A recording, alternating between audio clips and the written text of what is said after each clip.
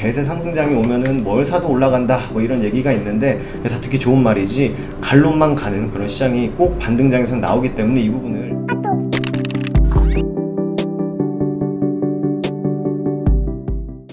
반갑습니다. 한국경제TV 서현도입니다. 이번에 같이 볼 종목은 LIG 넥스원입니다.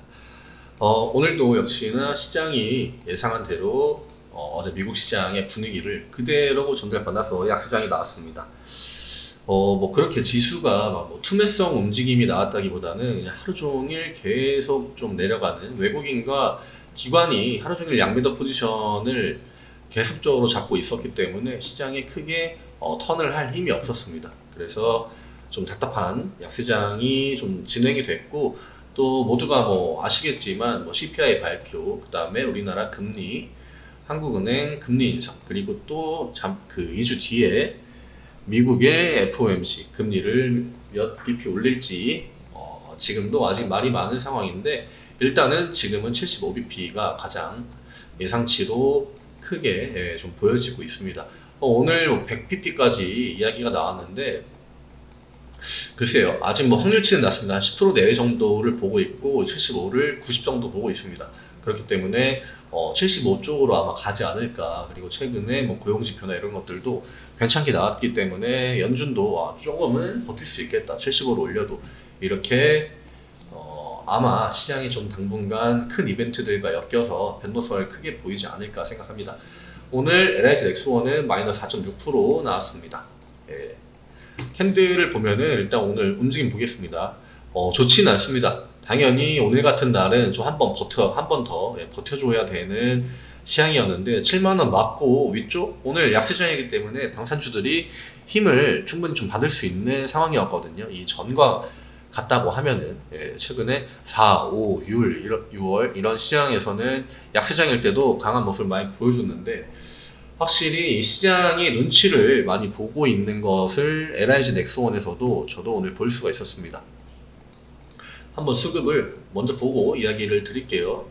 기관 매수가 들어오긴 했습니다만 외국인 매도가 좀 많이 나왔고요. 그게 개인적으로 많이 넘어갔습니다.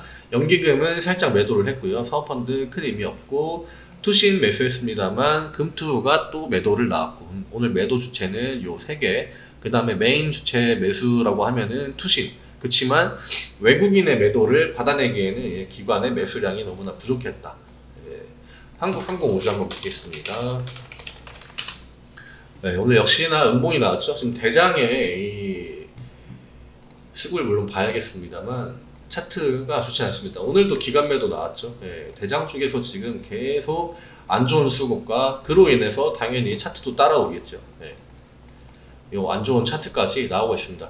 한국항공우주는 제가 볼 때 좀 꺾인 것 같습니다. 추세는 확실히. 그래서 위쪽으로 전고점으로 다시 한번 도전할 수 있는 그 구간은 당분간 주어지지 않을 것 같습니다. 이제는 밑으로 이 중간중간 반등은 주겠지만 전형적인 좀 하락 추세로 전환이 되지 않았나. 그러면은 LIG 넥스원도 물론 오늘 기관의 매도가 나오지 않았습니다만 뭐 대장의 움직임이나 뭐 최근 시장의 분위기나 이런 거를 고려했을 때 요 구간을 이탈해 준다고 한다. 내일 혹은 뭐 이번 주 내로 이 전자중 구간을 이탈한다고 하면은 일단 오늘 움직임만으로도 차트는 확실히 분위기가 꺾였습니다. 내일 시장이 어떻게 될지는 모르겠습니다만 변동성이 클 거라고 말씀드렸죠. 뭐 하락이 나온다고 해도, 혹은 오늘 뭐 미국 증시나 내일 미국 증시의 방향이 물론 중요하겠지만 어쨌든 간에 지금 계속적으로 받고 있는 이런 환율 압박, 그 다음에 뭐 인플레, 이런 것들이 시장의 안 좋은 분위기는 계속 연출을 할 겁니다. 그런 부분들을 감안해 봤을 때 LIG 넥스원 물론 그쪽이랑 크게 막 진짜 뭐 대한항공이나 혹은 뭐 진짜 여행주 이런 것처럼 큰 관련이 없을 수도 있겠습니다만, 뭐 코로나 이런 거 이슈들도 그렇고 유가 이슈들도 그렇죠. 그 정도는 아닙니다만 어쨌든 간에 지금 분위기로서는 약세 전환이 된 것으로 보여집니다.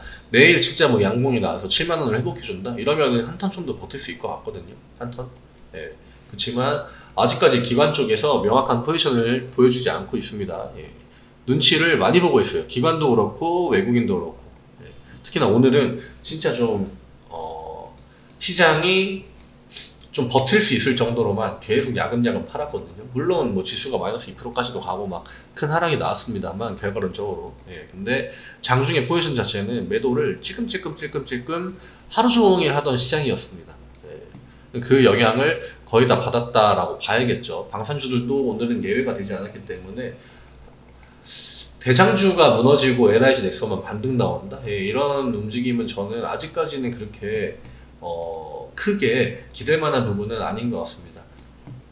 65,000원 이 라인이죠. 혹은 67,000원 전저점 66,000원 요 라인들을 깬다면은 물론 이 윗구간에서도 저는 지금 당장은 추세가 좀 좋지 않기 때문에 기다려 볼 수는 있겠지만 비중 축소를 좀 비중을 계속적으로 줄여나가고 수익이신 분들은 분할 매도하면서 수익을 최대한 챙기시고 이런 이야기 계속 드렸거든요. 저는 오늘도 똑같은 관점으로 이야기를 드리는 게 제일 좋을 것 같습니다. 지금 한 번 정도 버틸 수야 있겠죠. 요 65,000원 라인 요 구간이 사실 이 위쪽 상방과 이 아래쪽 구간의 경계 라인입니다. 여기에서 진짜 내가 한번 버텨보겠다 혹은 반등을 한번 기대해 보겠다 뭐 이렇게 하셔도 상관은 없겠지만 지금 시장 분위기나 이런 대외적인 부분들을 다 고려했을 때는 지금 버티는 것보다는 최대한 빨리 제가 뭐 윗구간 이 위에서도 이런 자리를 이탈하면은 웬만하면 왜냐? 추세가 밑으로 빠졌잖아요. 이미 한번 추세 꺾인 거든요. 우리가 흔히 아는 이런 뭐 헤드 앤 숄더 이런 차트가 그대로 나왔습니다. 그래서 요 구간에서도 제가 비중을 좀 줄이시는 게 좋겠다라고 수익이시면 수익을 보시는 게 좋겠다라고 말씀드렸고 다시 한번 밑으로 주가가 빠지고 이때 누리 오거든요. 그러고 나서 반등이 나온 이후에 75,000원을 뚫고 80,000원을 회복해주지 못한다면은 추세가 다시 한번 하락 추세를 이어갈 가능성이 있다. 여기서 밑으로 꺾인다고 하면은 그거는 진짜 좋지 않을 수 있다라고 계속적으로 포인트마다 이야기를 드리고 있습니다. 이런 구간에서는 사실 대응을 빨리빨리 해도 큰 손실이나 혹은 수익도 어느 정도 챙긴 채로 나올 수가 있습니다. 지금 시장을 거슬러 가기에는 살짝 힘이 듭니다. 대부분의 종목들이 시장을 역행하는 종목들이 지금 코로나 관련주들 말고는 크게 나오지 않고 있고 수급도 특히나 기관 쪽이 대부분 자기들이 운영하던 포트폴리오를 축소시키고 혹은 매수하던 종목을 매도로 전환하고 이런 것들이 굉장히 많이 나왔기 때문에 더 이상 요 기관 쪽이 매도 안 하고 버티고 있다 요거에 크게 기대기 힘들 것 같습니다. 오늘처럼 외국인이 매도가 강하게 나온다고 하면은 이 전날도 그랬잖아요. 기관이 외국인이 매도하는 그 양들을 이 전처럼 막 꾸역꾸역 다 받아주지 않고 있습니다. 특히나 6월을 기점으로 이전 같을 때는 외국인이 매도하는 것들을 다 받아줬거든요. 근데 최근에는 그런 움직임들이 좀 나오지 않고 있다. 기관도 몸살이는 거죠. 우리랑 똑같습니다. 개인 투자들도 요즘 같은 시장에서 적극적으로 신규 매수, 진짜 내가 뭐 중기, 장기로 어떤 종목이 너무 좋아 보인다 해서 풀매수 잘 안 받잖아요. 기존에 갖고 있던 종목들 대응하는 게 조금 더 급선무인 시장이죠. 똑같습니다. 외국인도 그렇고 기관도 그렇고 지금 시장 리스크, 불확실한 부분에 대해서 먼저 움직이고 있는 겁니다. 그러면 외국인도 움직이고 기관도 확실히 지금 시장에 대응을 하려고 하는데 개인 투자자들이 대응을 안 한다? 요거는 살짝 좀 말이 맞지가 않죠. 개인 투자자가 오히려 기관들이 외국인이 대응하려고 할 때 딱 맞춰서 최대한 빨리 따라가 줘야 됩니다. 그래야 지금 시장에서 좀 버틸 수 있다. 이게 그냥 안 팔고 무작정 존버하고 하는 게 지금 당장이야 계좌의 마이너스를 안 찍히게 할 수 있으니까 좋을 수도 있겠죠. 근데 그게 뭐 코로나 관련주들이 진짜 뭐 20만원, 10만원 찍고 했던 것들이 만원, 2만원 올 줄 알았습니까? 아무도 몰랐겠죠. 근데 중간중간에 탈출할 수 있는 혹은 정리할 수 있는 비중을 줄일 수 있는 구간들은 계속적으로 주면서 내려왔습니다.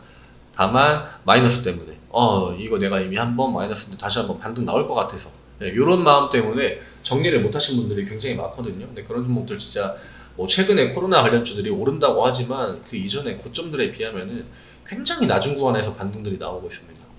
아직 멀었죠. 그리고 지금 이 코로나 액션들이 나온다고 해서 이 앞구간 고점까지 갈 수 있을까요? 저는 이 앞구간의 고점까지는 힘들다고 보고 중간중간에 물타기 하신 분들은 뭐 중간 정도만 와도 탈출할 수 있겠죠. 혹은 매도 전환, 그러니까 매도가 가능하시겠고 그냥 그런 것들을 고려하시면은 저는 단기간의 리스크는 굳이 내가 막 버티면서 몸으로 두들겨 맞을 필요가 있을까?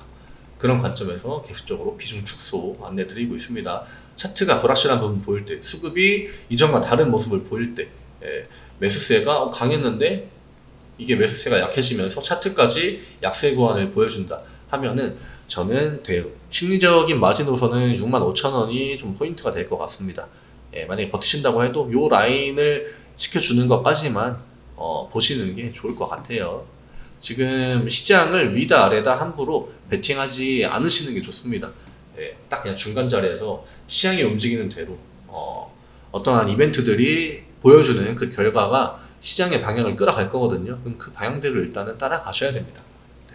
굳이 이거 뭐 금리 어차피 지금 이렇게 금리 올리고 뭐 물가도 오르고 하는데 어차피 물가 꺾이고 금리도 당분간은 빡세게 올리기 힘들지 않을까, 이거는 그냥 개인 혼자만의 생각이고 결국 이 시장의 돈들은 이러한 거시경제의 흐름을 따라갈 수밖에 없습니다. 왜냐? 외국인들이랑 기관도 돈을 지켜야 되거든요. 근데 지금같이 환율이 계속적으로 올라가고 이 우리나라 같은 시장의 매력도가 좀 떨어지는 시기, 당연히 다시 돌아오겠죠. 그게 뭐 1년이 될 수 있고 뭐 6개월이 될 수도 있겠지만 6개월 동안 주식을 좀 더 편하게 하고 내가 6개월 동안 계좌를 좀 더 불려나가고 싶다 하면은 이런 단기적인 리스크들은 피하는 게 맞습니다. 오늘 영상은 여기서 좀 마무리 하겠고요. 네이버에 허브경제TV 검색하시면 홈페이지 들어오실 수 있고요. 단기 종목들 뭐 체험 받아보시고 싶다 하시면은 카카오톡 HRB 2019로 편하게 무료 체험 이런 문의를 주셔도 되시고, 혹은 내가 지금 LIG 넥스원 종목에 대해서 어떻게 대응할지 모르겠다, 지금 너무 어중간하다 하시는 것도 이쪽으로 편하게 문의 주시고 댓글도 달아주시기 바랍니다. 내일 이 시간에 또 인사드리겠습니다. 오늘 영상 여기에서 마무리할게요.